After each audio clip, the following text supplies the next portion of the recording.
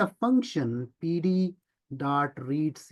So pd.readcsv is a function in Python, right? So Python is the function, sorry, coming from the library pandas. So I already imported pandas.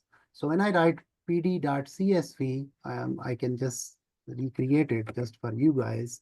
So when I write read, so it gives me different options. So amongst them, one of them is read underscore CSV. So it's a function that uses CSV files, reads the CSV files into Python's, this session, right?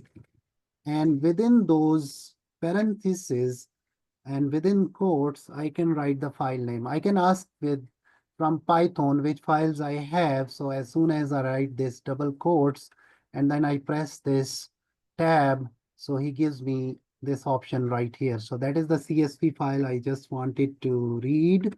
And then, I'm sorry, I need to close these quotes here, and then I need to then close this parenthesis here. So if I just use this function to read this file into Python, Python will read it for me, but then it will print it and run away, right? I don't want him to just print it and run away. So I wrote this code as I put this thing into a variable or an object, we call it. So let me do Control Z and get back my original function that was written here. So it was, yeah, data file equal to pd.readcsv, and then within the quotes, I have the file name. Here I used one option in Python. It's called as index call underscore call equal to 0. That means you should start counting these files or these entries or their names, the row names from column number 1. So column number 1 should be set as the row names. Right now, when I did not do it previously, he took the name of the label of the first row as 0, then second row he recognized as 1, third row he recognized as 2, and so on, right? So I don't want him to go like this. I want those sample names to be set as the row names. So that's why this option is utilized here in this piece of code. Anyways, you just execute, you just put the cursor here and do what was that? Shift and enter. So it will execute, printed nothing. I can just see what I created. There is one command. I can just look into some top few lines of it. That is, there is a command called as head in R. Here it's data file dot head. So I think I'll be using down below somewhere. But since I just created a variable, or in Python language, I call it as an object. I created an object data file where I pick my file with the function pd.read underscore CSV that read that file in it and stored it into an object called as data file. So where my file is gone, it is stored into this object data file, right? So anything we do next is on this object or this variable I created named as data file. I want to see what type of variable it is. So I can just do type. So since already these commands were executed, so we are getting the inputs, but don't trust on that.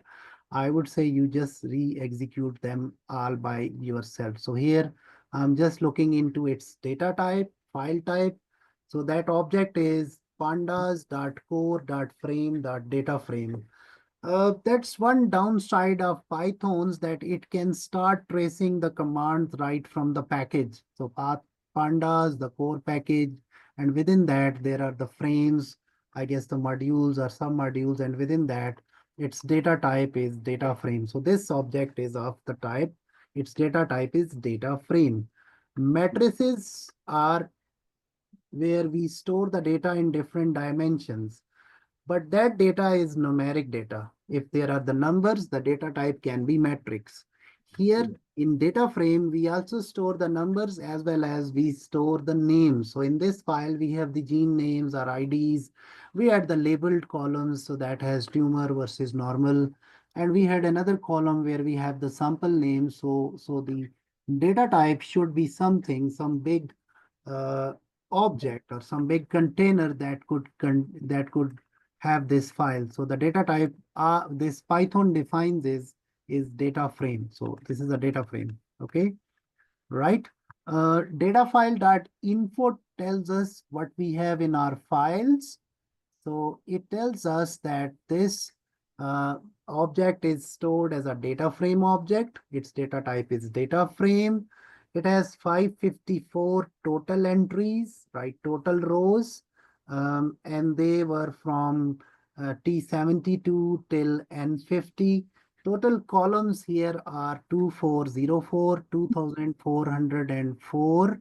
And that is the number of genes. We actually selected some of them. So in order to keep this file not that big one, in real life, we had all genes and their expression values, which are around 25, I guess to 26,000, right? And then there are different names and labels, starting with AIBG was the first one to the last one. The column had a name label, right? Data types we used are they are the floats. Within that, we have the values that were in fractions. So obviously their data type was float. So now I think you are somehow understanding these languages or these terminologies. There is another function. If we write it data file and then we put dot, so it will give us a suggestion that we can use another function shape. So shape is telling us how many rows and columns we have. So if we execute, it tells us that we have 554 rows and 2404 columns.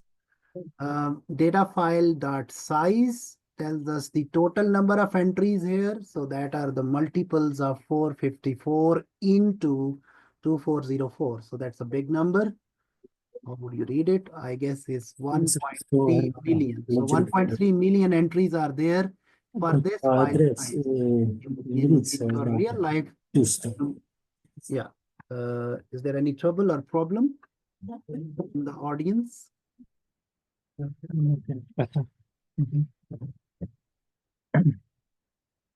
Right, so data file dot size tells us the total entries. Data files dot ndim tells us the number of dimensions this data set. So it's a two-dimensional matrix. It has rows and columns, right? So it's 2D thing, 2 dimensions, rows and columns. Then we have, right, so let me rerun this code one more time so that the sequence down below changes. So head gives me the top few lines. Where was we?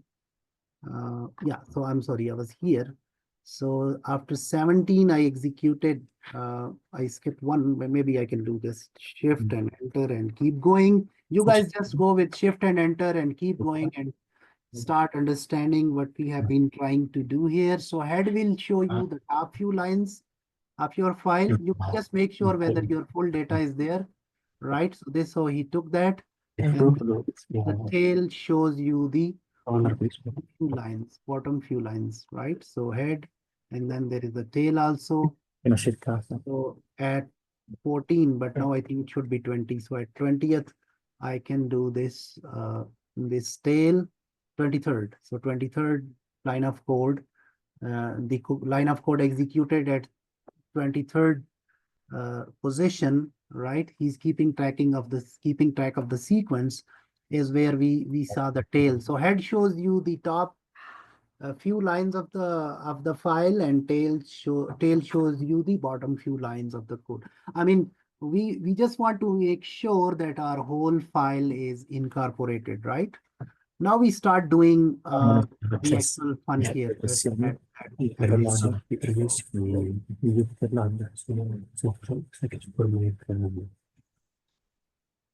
See, any problem? Are we doing good? Do you guys hear me? Yes. Yeah, no. Okay, so Well, just 1 sec that we are no issues, no issues. because with some Apple Okay. we need to give permission of Python Jupyter Notebook to edit the files. Yeah, because Apple keeps the doctor away, so it's not good today. So this doctor can wait for you, but don't worry, it's not that doctor. It's a Lo permessi? Non so, Nei settings. Dove eravamo prima? ok, questo No issues, guys. I'm here around with you, so I can sneak in any downtime wherever you are ready. I will catch you again. Okay, so we're not going anywhere without finishing this. We can do it even tomorrow or afternoon or day after, wherever I get 15, 20, half an hours, I can do a feeler. Our professor is himself is a big authority. He's sitting there, so make sure you do that. Yeah, Mhm. and enjoy that.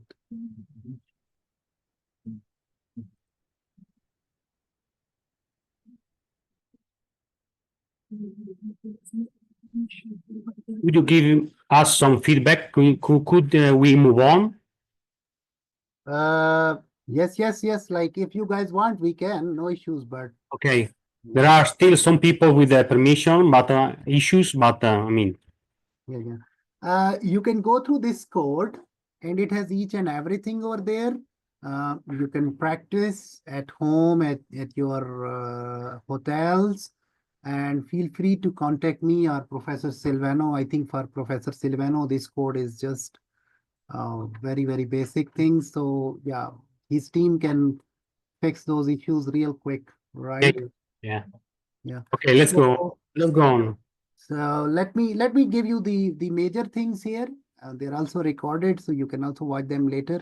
And at least I can just end up in 10 to 15 minutes maybe. So Because we, pre-processing, so from sklearn import pre-processing. So pre-processing actually gives us one of its functionality called as, so here I'm saying from sklearn import pre-processing, I'm not saying import sklearn as sk or something, because sklearn is something that is very, very big library. So within that we have different packages. So one of them is pre-processing. So within pre-processing, I will use one of the functions called as label encoders. So Python loves the labels not to be as tumor and normal, but it loves these labels to be in numeric codes like ones or zero, something which you, if you are familiar with SPSS, you need to give different variables as numeric coding, like male as 1 and female as 0 or 2. That's what we do. So something similar is happening here. So we run this line of code from sklearn import pre-processing, right? And static means it's executing. So it got back. So number 25, we imported pre-processing from sklearn. And then we got this function and stored into an object or a variable. We call it as label underscore encoder. You can give any name here. You can call it as XYZ or my encoder. I just call label underscore encoder, right? Anything that is blue is a function, the built-in function within that library. We cannot change that, but here it's just there. This is the name of the package. This is the name of the function. We got it from this package that was part of the library sklearn, and we gave it to another object we created here. I'm again and again calling these variables as objects. That's what Python calls them, right? Okay. So label encoder is actually become the child of this this family pre-processing from sklearn. So it will when we say the word label in underscore encoder and put a dot, so it will use it's another function called as fit underscore transform, where we give him that file, right, like this. So here we can change those labels in that piece of code to ones and zeros, right? So we do that. Okay, and then we can guess how many unique labels we have created. So that will tell us that we had either ones or zeros. So that means this data has two classes here. The labels were actually not tumor and normal, right? If there was a third class, he should have these labels as 1, 0, and 2. So that means, or 0, 1, 2. So that means we had more classes. Right now it's ones and zeros. So that means we are doing binary uh, classification on binary data. One of the two things are here, either 1 or 0, right? We can count how many ones are here, how many zeros are here. So that means we can count how many samples are here. We do that. He says ones are 502, zeros are 52. Is that right? In our original data set, we had 502 tumor samples and 52 normal controls, right? So in the next line, what we are doing here is we are splitting this file into two things. One where we will have everything except this label columns, and in another file we will just store the labels.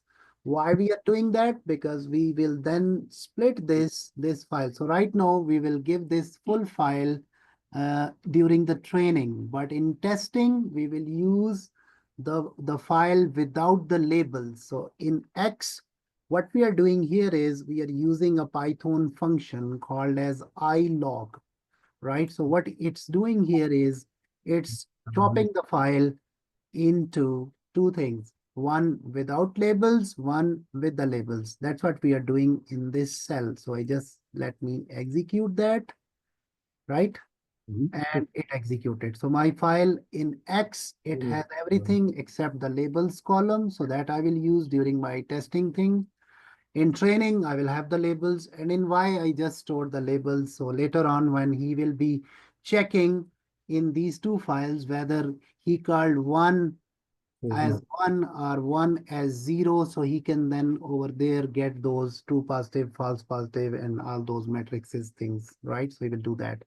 So that line of code, right? We are separating the file into two things. So here we are splitting our data into test and train sets.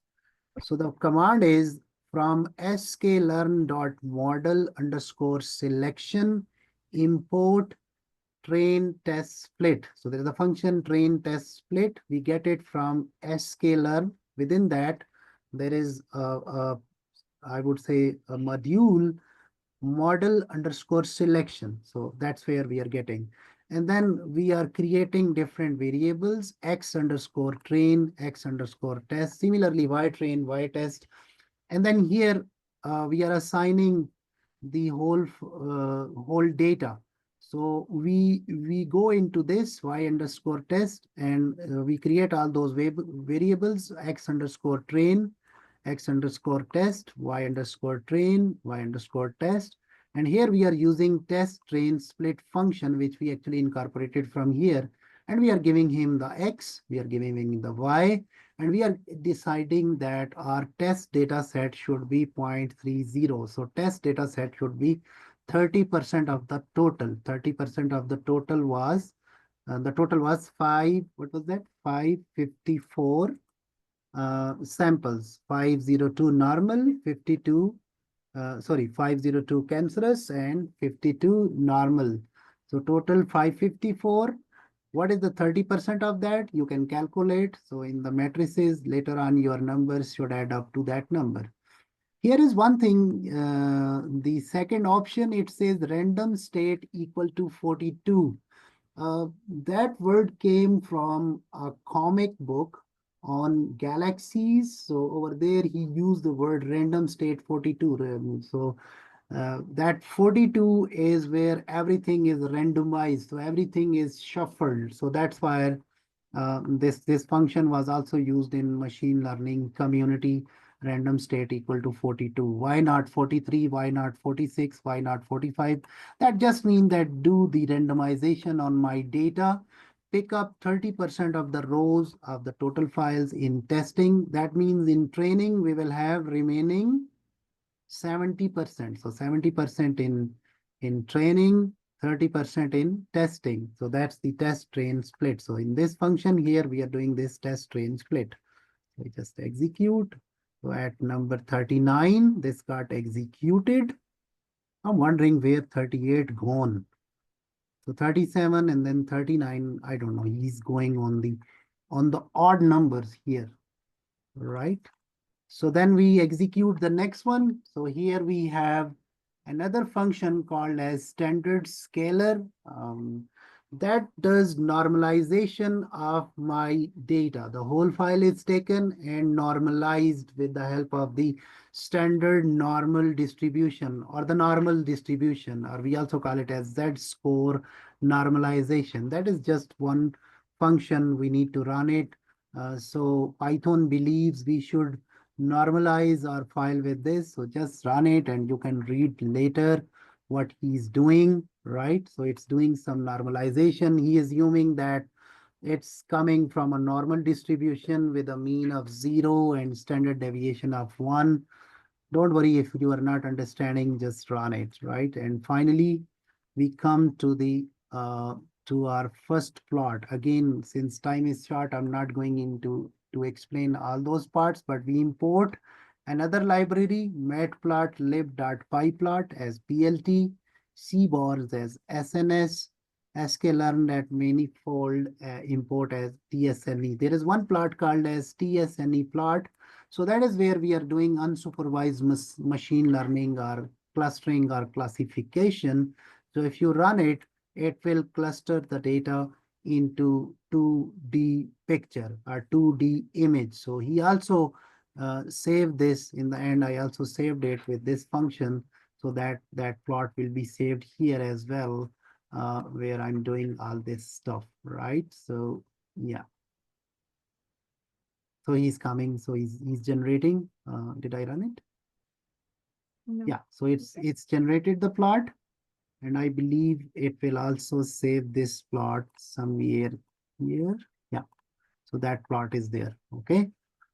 So what this plot shows us, it shows us that data points, the ones and zeros, the normal controls, as well as the cancer ones, the samples, the tumor samples, they are separated from each other, right? The red dots are together and the green dots are together. You might get some exceptions, but that's just fine.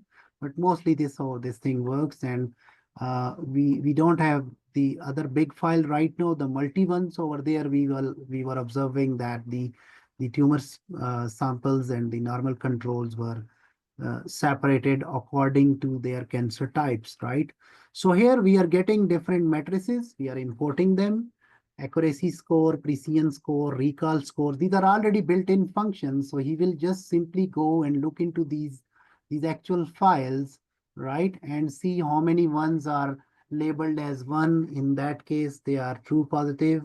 How many ones are labeled as zeros, so they are negatives, but false, so they are false negative. And similarly, he will calculate the other classes, and he can then come up with the confusion matrices and all the other matrices like accuracies and precisions. And in the end, he will plot the this curve as well. So if you keep on executing, you will get the things. You can Google about these things over the internet, and you can get them, and this how you can work. So as long as you are able to follow few of the earlier cells, I'm sure you guys are really geniuses, the good ones, right? And you can just start, and few days from now you'll be doing that stuff. We want you to do it, right? Just do it. Okay, so down there we have those accuracy matrices, right?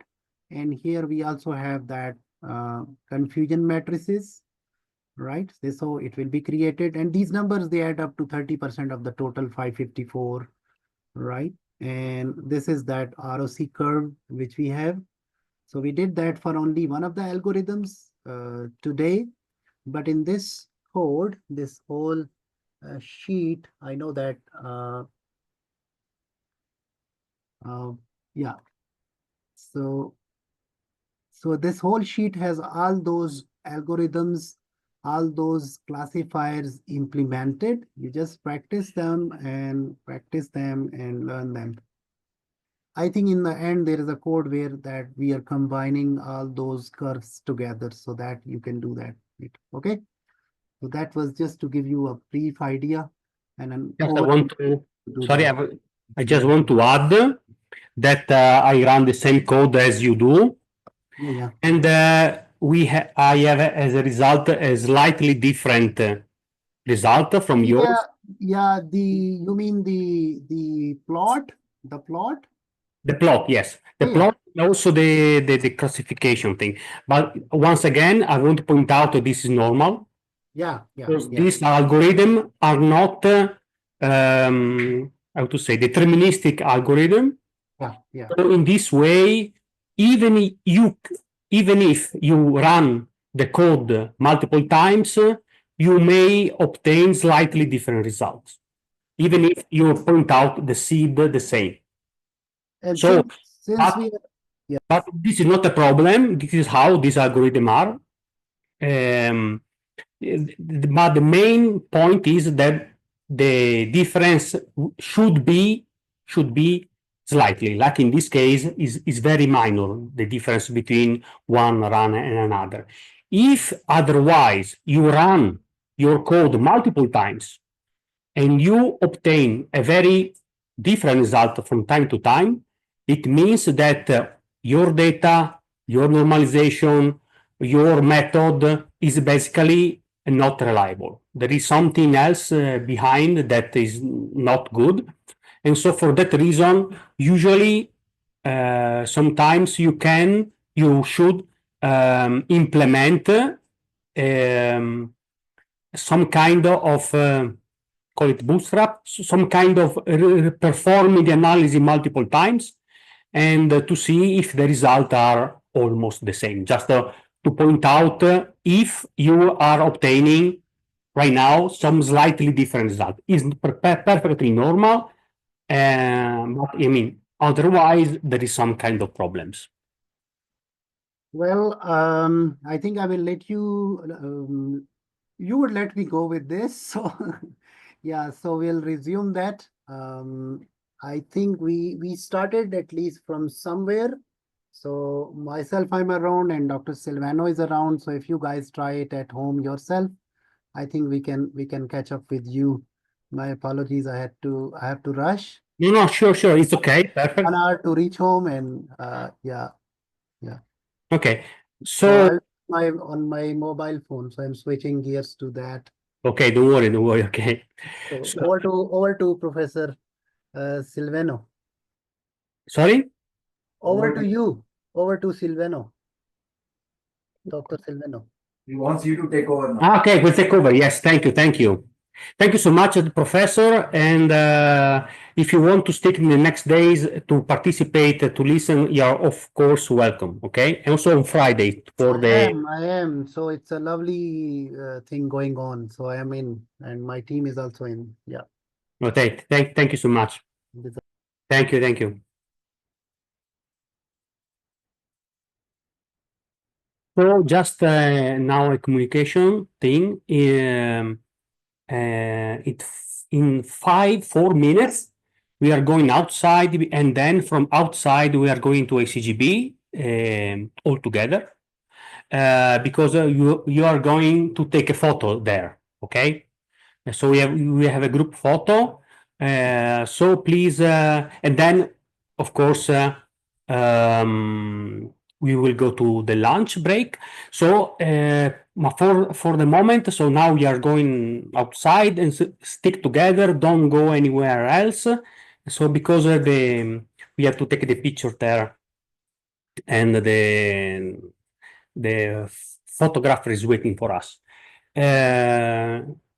So by the way, if you have any question, once again from the technical part about this implementation, we can see in detail your special case if something was not okay, was not so wrong, and we maybe then share if this issue could be useful for someone else.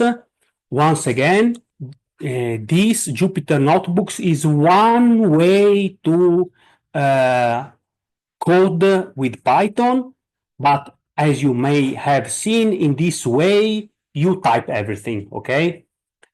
With WillSurf, if you want, maybe if there is no other request from you, we may try to do the same with the WillSurf to do this. or even other tools, whatever you want.